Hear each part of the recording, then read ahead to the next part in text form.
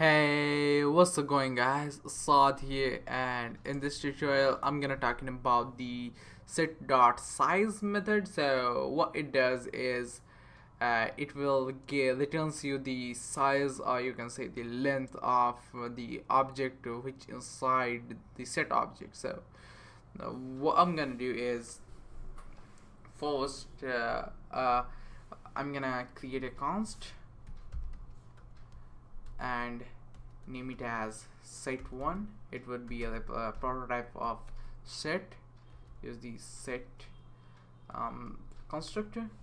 After that, what I'm gonna do is create a var and create an object. So it will be object1 and new object. So when we do that, it will be an object now. And now what I'm gonna do is dot add, the usual way to add something in the set. So add here, and then what I'm gonna do, add once more, one dot add, and this time a string. So 42,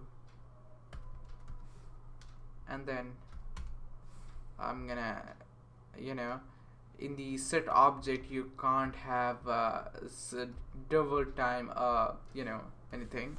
So this is only single, because it counts as a single. And after that I'm gonna use the set one dot add, and I'm gonna name it as object one,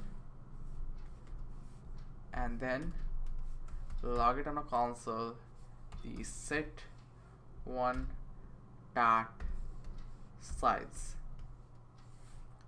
So when we do that, it will return the 3 because it doesn't count as a 1 for that. So this is the use of size property, because it returns the number of elements inside the set object. So hope you guys understand. That's it for today's video, guys. See you guys in the next tutorial.